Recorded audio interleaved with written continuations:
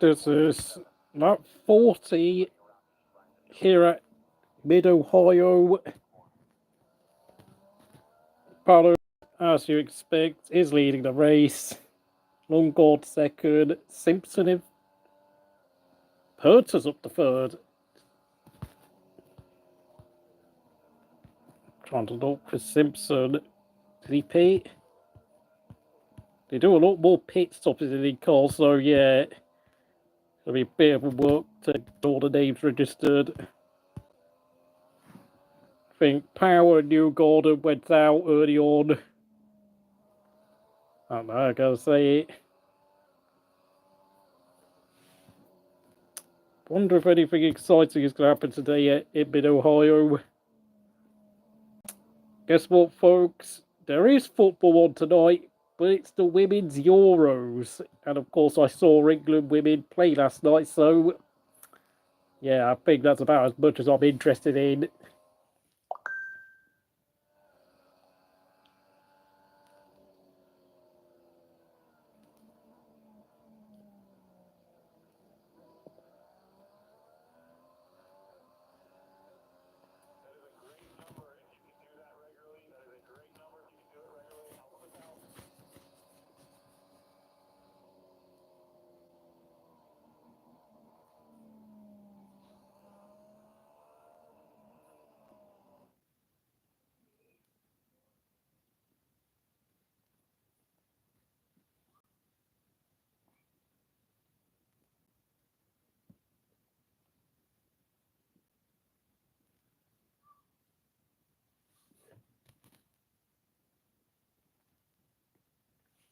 Hello to anyone watching.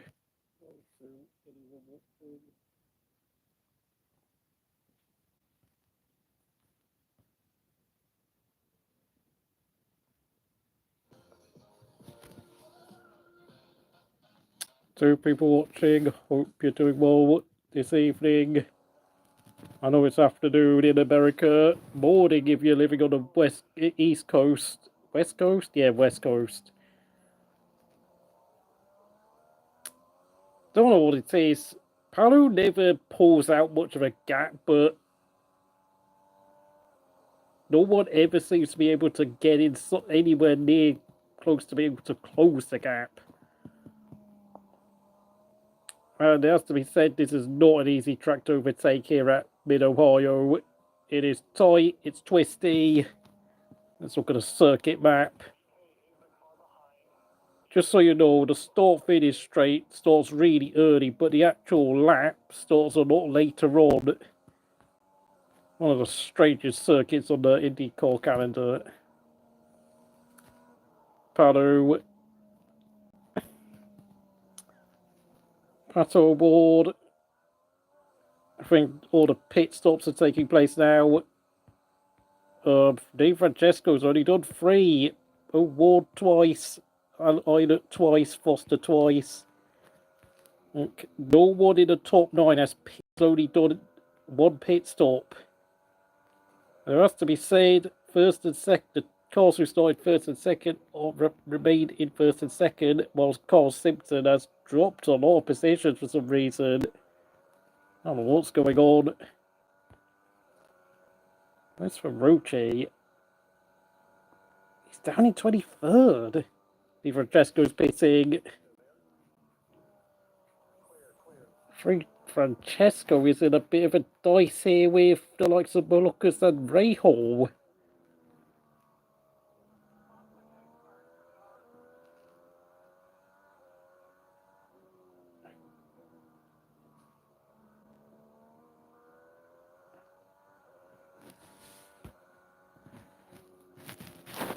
Hope you're doing well this evening. I'm quite tired from doing the F1 live stream. I know we only did it for 2.5 hours, but it has to be one of the most action-packed races I've seen for a very long time since Brazil and Mexico at the end of last season. I think it's right up there with the likes of 2019 Germany, 2022 Britain, 2011 Canada, 2007 Japan, and maybe the Chinese race that came after in terms of action-packed drama, 2004 Belgium. I mean, obviously, 2005 Japan is one of my favourite races, but it wasn't that action-packed, but there were a lot of key big overtakes happening in the race that made it so watchable. But, of course, back in the V10 era, it wasn't. A lot of overtakes took place in the pit lane. Ferrucci is sponsored by Sexton. That's very interesting. Just watching his on board, he's fighting Malukas in front of him. Ray Hall is a lap down behind him.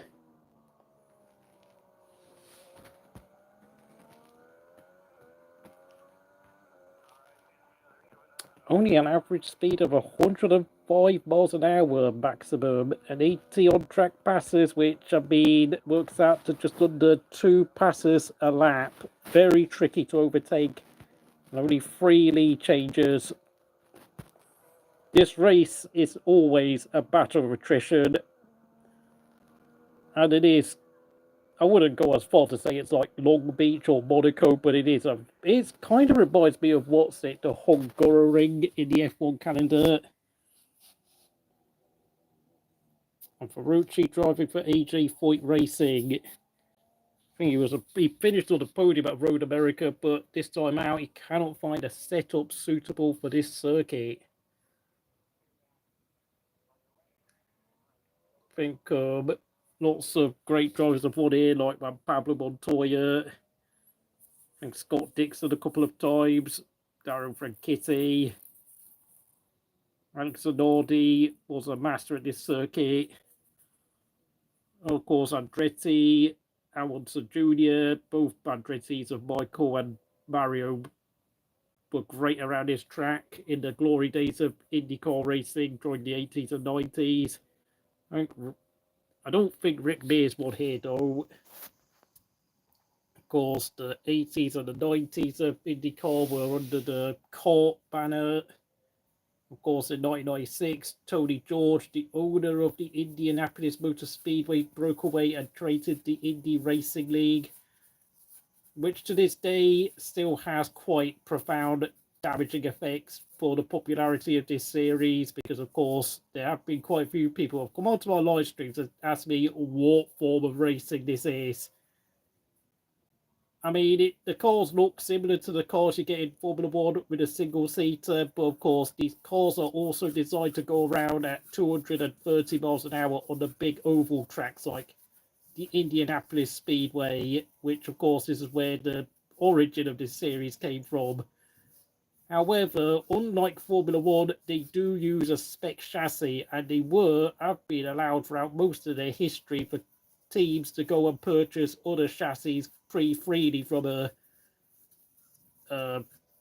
supplier, manufacturer, constructor. Like, I mean, currently they're using the Laura chassis, but in the past they were allowed to use Reynard, Lola, Eagle, and I think Penske obviously made their own chassis until about 1999, when of course by the end of the 90s they shut down their own factory and bought Reynard chassis.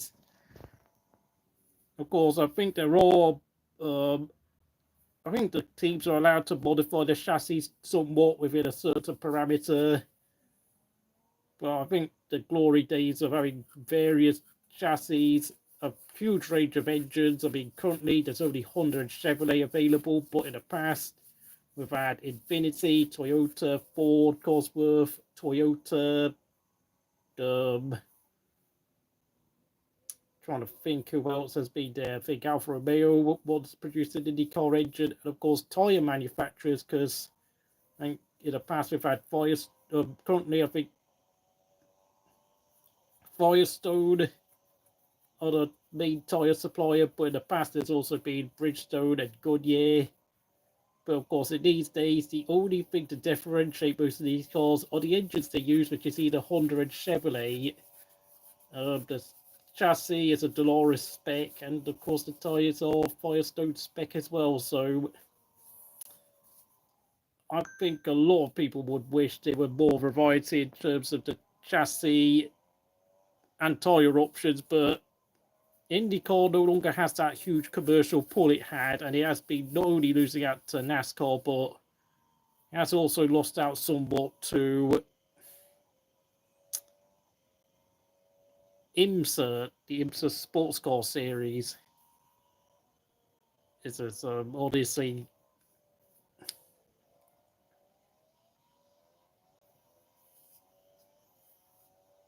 Rasmussen has dropped to the back for some reason. Siegel goes to the pits. Palou stretching his lead now to 4.5 seconds, incrementally increasing his lead bit by bit with 40 laps to go.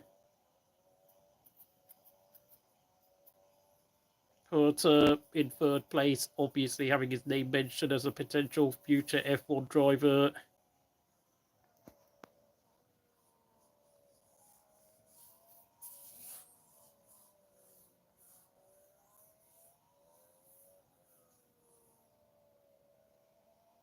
Kirkwood has dropped down to 16th place. My God, it really does feel like Alex Palou. Honestly, I think even though Alex Palou is doing exactly what Chip Ganassi pays him to do, I think a lot of people in IndyCar will be delighted if Alex Palou accepts an offer from Cadillac to join their F1 program for 2026, because I think some fans do find watching him dominate a bit stale, considering IndyCar racing is known for being quite competitive, and yet he's clearly dominating this series like Alex Zanardi once did in the late 90s. Hello to 8 people watching. I hope you're doing well here at Crystal Racing.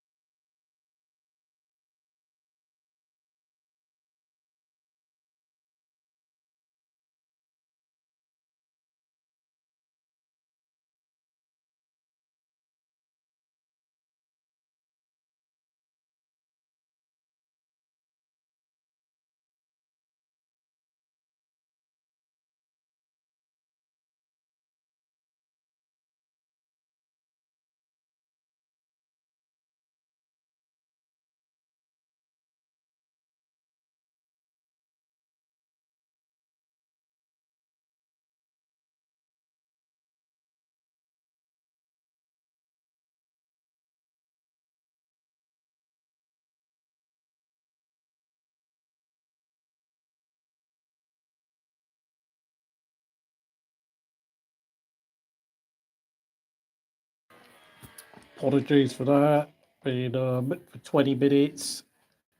Just doing a few other things, such as eating my meal and stuff. Don't think much has changed. I think all the pit stops have just seen everyone go back to where they were. It's not been the most eventful race.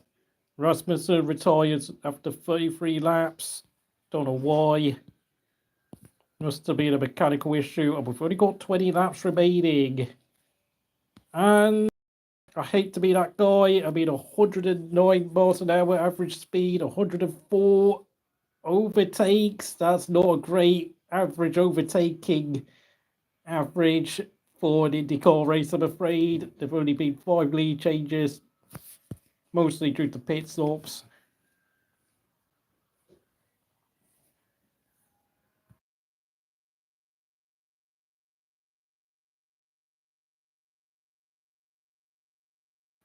Yes, you are right, Lego fan 61. Lando won the race in quite controversial circumstances, thanks to Piastri being given a 10-second penalty for apparently infringing safety car regulations by slowing down far too abruptly. I do feel sorry for Piastri, but he's going to have to learn a lesson. Hello, hope you're doing well in the chat. 6 people have liked the video, 5 people are watching here at Crystal Racing. I'll say it. Mid-Ohio, very hard track to overtake on. One of the more technically challenging tracks of the IndyCar calendar. Very similar in nature to the Hungaroring circuit that you get in Hungary at Formula One. One of those very tight tracks where, yeah, it's bigger than the likes of Monaco and Long Beach, but it's very narrow. You know, the runoff areas are very, very restricted. Lots of elevation changes. High downforce is required for the wings. Lots of dirty air, more crucially. A circuit that lacks mechanical grip, so it's a real technical challenge for the drivers and engineers. And unsurprisingly, Palou is flourishing as expected. As the McLaren drivers, Lundgaard, Siegel, and Allward are second, 6th, and 8th, and of course my regular subscriber, John Cartier, doesn't look like he's even watching the race because I've not even seen him comment appear in the chat. Because Palou is just too good, isn't he? Palou needs to go to F1 and join Cadillac. It's time to join F1, mate. You're way too good for this level of motorsport. I know he's gonna be like 30 years old next year, but I think he's on course to win his 3rd IndyCar title, and he's already won the Indy 500. He's completed IndyCar racing. There's nothing else for him to achieve. Only 20 laps ago, Ferrucci makes an overtake on Stingray Rob. What a name that is, Stingray Rob. Good blimey, some of these names are just brilliant. 7 likes, thank you very much. I apologise I haven't spoken much on this stream, but I've been eating my dinner, my tea, or whatever you like to call it around the world, my evening meal. And to be honest, I don't really have that much to say, I'm afraid, because this is a bit of a damp squid compared to today's thrilling British Grand Prix at Silverstone, which Lando won in some very controversial circumstances, I must say.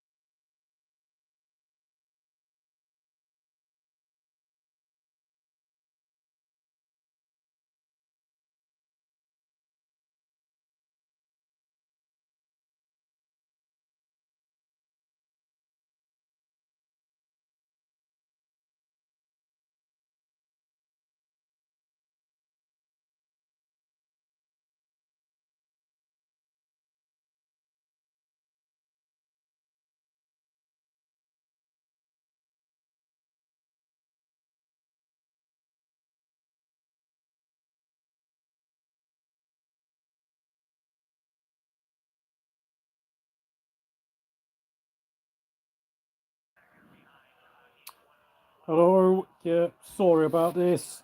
I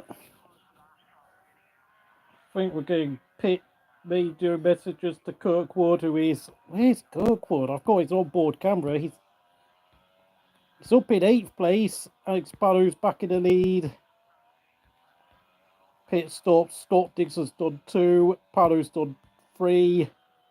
But that's not stopping number 10, Palou, in the Chip Ganassi from dominating the race ahead of his teammate, Dixon, who is now beginning to show his age a little bit. But he's still one of the best drivers at this level of motorsport. But obviously, I am delighted to see Nico Hulkenberg finally getting a podium in Formula One at long last. After 239 races, he's broken his knock. And we've only got 7 laps remaining here at Mid-Ohio.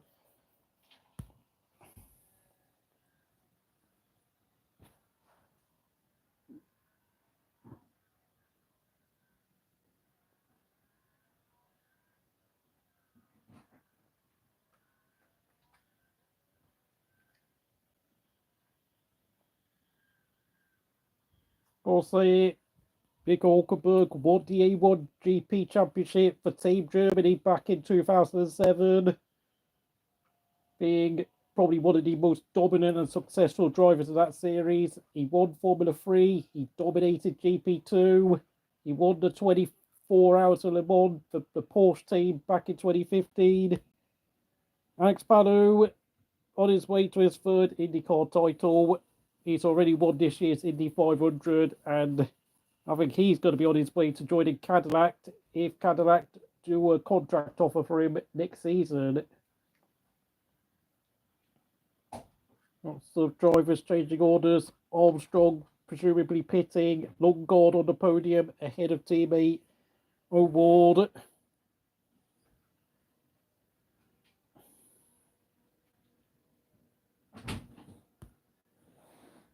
Thank you to 6 people watching. 9 likes here at Crystal Racing. Ferrucci still in a fight down the field with Malukas. The race long battle continues for 16th place. O'Ward is about 4.5 seconds down the road behind teammate Christian Lundgaard, and he's got a clean, empty road ahead of him. Kirkwood trying to keep Armstrong honest, but Armstrong is slightly putting away, about a second ahead. 5 laps to go. Dixon has got in front.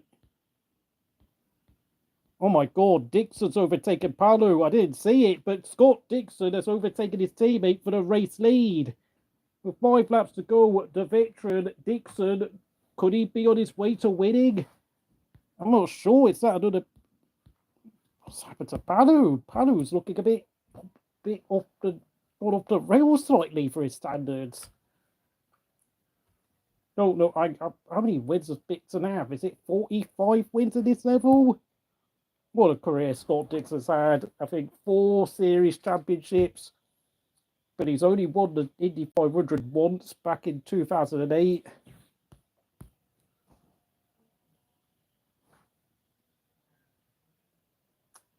I know there's some people comparing Palou to Pablo Montoya when he was there in kart racing back in 1999 and 2000, but let's face it, I think we're all in agreement that Juan Pablo Montoya was one hell of a talent, and he was so good that he jumped into a race-winning Williams car when he joined F1. Such was his talent level. Alex Palou is good, but he's more like a Scott Dixon than anyone particularly amazing in the world of motorsport. Solid, consistent, good at most series, but Scott Dixon tried to do a test session with Williams back in 2004, but he couldn't get the tyres and brakes up to temperature, so arguably a little bit too smooth for Formula One in terms of his driving style. Apologies, I'm speaking too.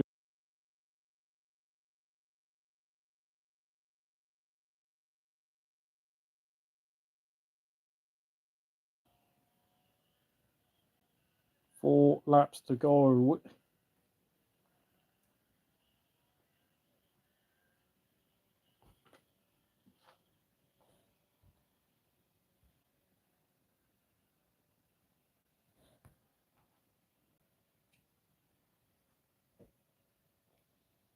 Three to go.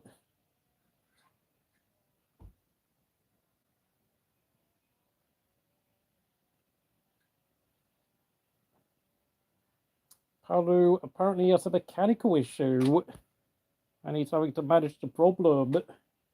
Hence why Dixon, with just 5 laps to go, has taken the lead. Dixon using his age, nous, and experience to good effect, and getting what is a fairly rare race victory at the age of 45 years old. The New Zealander has set the example for everyone in this series for the past 2 decades, apart from those 4 years when he was getting slapped around by Dario Franchitti.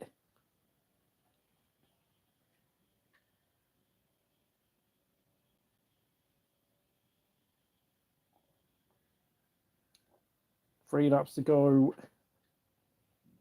Dixon starts the penultimate lap, just ahead of teammate Palou.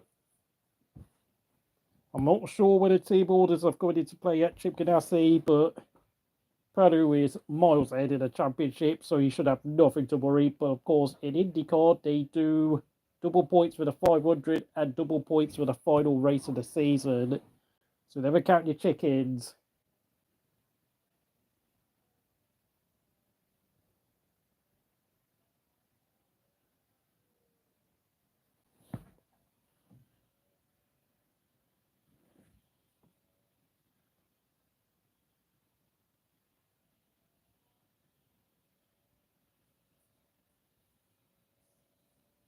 I wonder if Palou is doing fuel saving.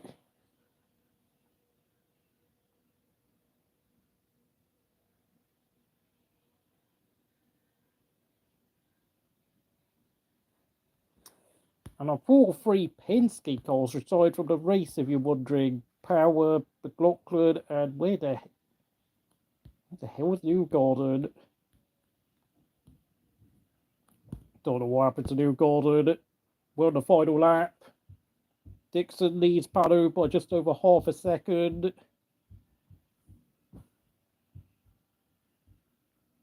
Unless anyone has anything to comment upon in the next 4 or 5 minutes, I will be ending the stream. So thank you for joining me. 9 likes here at Crystal Racing.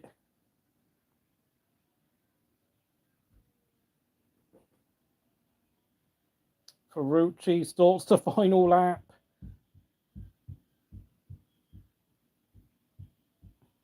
Dixon, yes, that's right, say. I hope you're doing well this evening. It's the final lap, by the way, so unfortunately, if you only just turned on INDYCAR on Fox's YouTube channel, you've missed pretty much the whole race. But Palou was dominating for most of it, but due to a late problem in the last few laps, Dixon has overtaken him for the lead. Apparently, Palou is short on fuel, whilst McLaren take 3rd and 4th. There's a checkered flag. It looks like Dixon's won the race. Dixon takes probably his first win of the season, I'm presuming. Congratulations to the quadruple INDYCAR champion, the New Zealander Scott Dixon. Although, of course, he's not lived in New Zealand for, 25 years, so Kirkwood takes 8th place. Behind Armstrong and Felix Rosenquist. Herta overtakes O'Ward to 4th. VK 9th. Keith Finn Simpson 10th. Race done and dusted for O'Ward and Kirkwood. Ferrucci is still racing to the flag because he's down in 16th place, having just overtaken Malukas. But I think Rossi is way too far ahead for him to catch.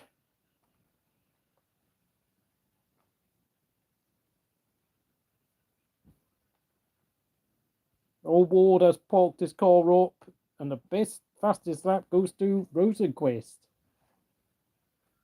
Unless anyone has anything to say, this stream will end promptly.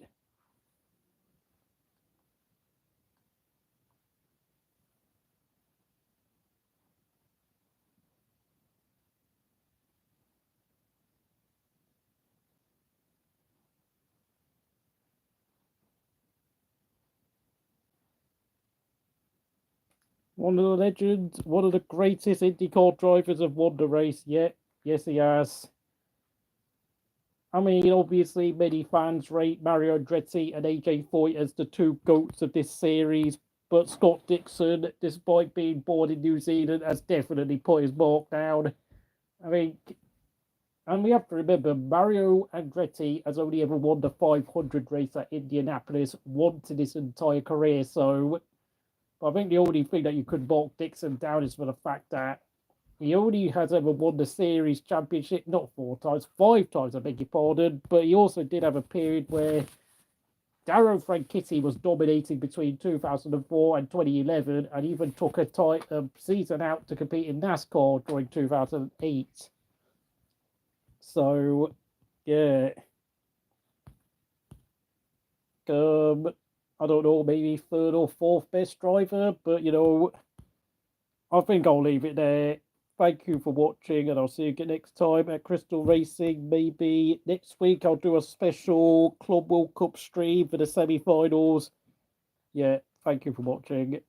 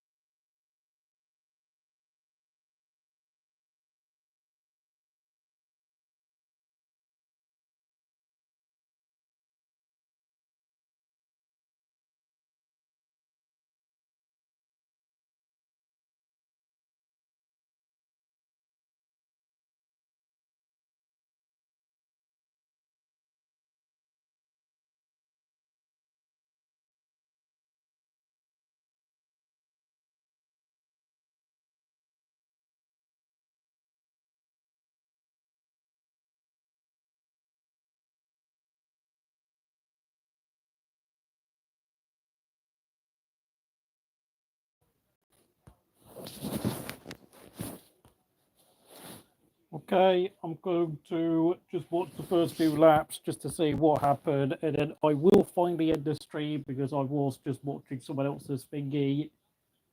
I think the England football channel, Gary, England fan channel.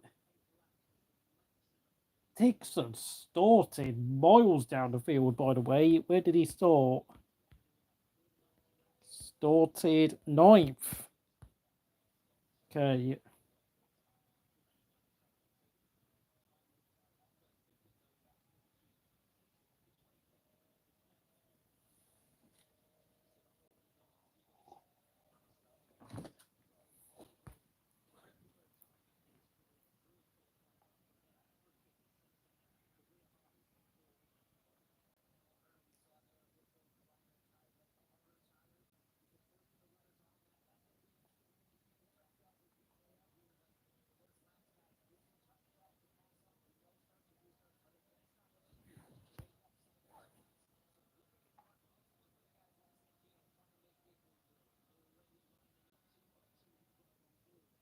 Longard and Palou were on the front row together.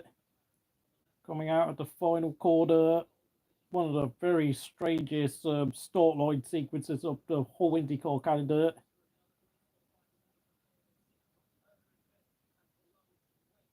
Because they don't have the same green flag stand as they do for the actual lap line starter. Palou fending off Longard, and there is a collision at the back. Newgarden goes off, and it looks like another one of the Penskes went with him. And another car's gone off the track, a white and red car. Callum Oylott went off, but he survives to live another day. Newgarden and Willpower out. No, Graham Rahal went off with Newgarden. That's just horrible. I think before they even got past the start-finish line at the green flag, Newgarden was flying up the track. Graham Rahal just went straight on into the gravel, and neither of them could take avoiding action. Of course, Newgarden spun in front of Rahal. Rahal slammed the brakes, but just went straight on, and that is all she wrote for both cars. Number 2, Team Penske has been unlucky again. It's like they are paying karma in full for some of the very questionable antics they've been up to over the past few years, if I'm going to be honest. You know, getting disqualified and penalised at the Indy 500. It's just been a season from hell, and Graham Rahal got a reprieve with the safety vehicle putting him out, but I don't think he completed the race from what I saw. He finished down in 24th place. I think he finished a lap down.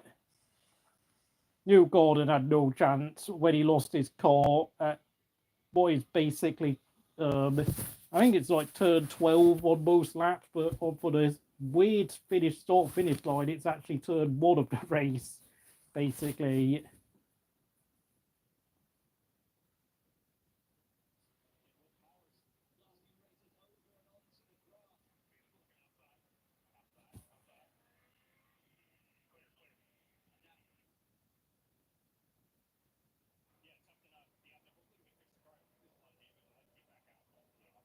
Dixon got past Kirkwood really early on from the second restart.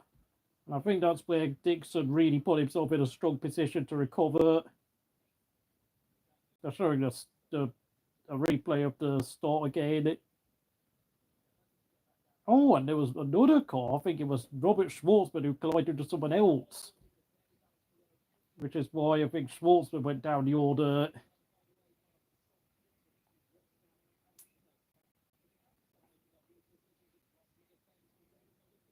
And Rossi with Malukas making a sublime overtake around the outside of Alex Rossi. Very early on in the race. What's it? First 3 laps. Lap 3, I beg your pardon. I think that's why Although it has to be said, Moluccas didn't really make much of it.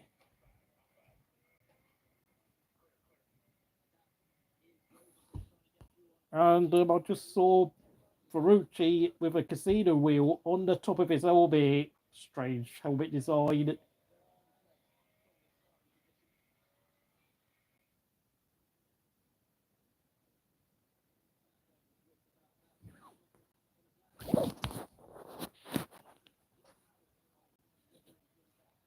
What happened to McLaughlin? Like, I mean, he didn't. Nothing happened to him on the first lap, so his car was intact. But I think he was down in 18th place on the restart. That's absolutely horrendous for Penske. I think what's it, the scrutineering team and the stewards have penalised Penske, and their cars have been held back due to infringing technical regs. Oh, Ward on lap. Oh, it's lap 9, I beg your pardon. What am I talking about? I'm just watching. It's got to be said, oh, Ward had a very hard fight to get 5th place today. And Longard did a brilliant job keeping himself out of trouble to get 3rd place. Of course, Dixon's strategy worked absolute wonders, saving fuel and getting one over his younger teammate, Palou, and ultimately winning the race.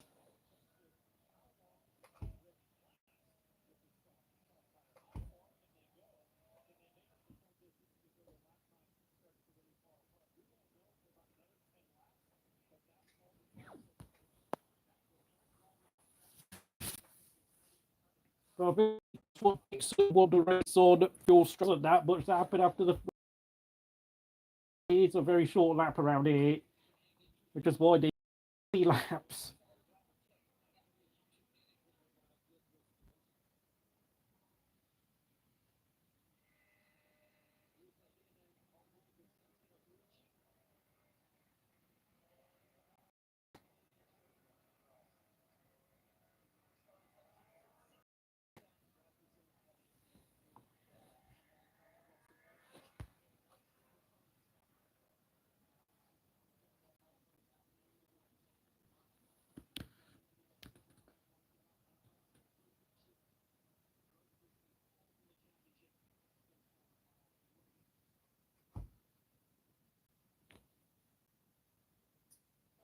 Just so you know, if you go on INDYCAR Fox, you can see the first opening 10 laps live with commentary. But once you get past the 10th lap 11, they just go up to 3 onboard cameras, and that's it. But it has to be said, not much happened. So, yeah, thank you for watching here at Crystal Racing, and I'll see you again next time.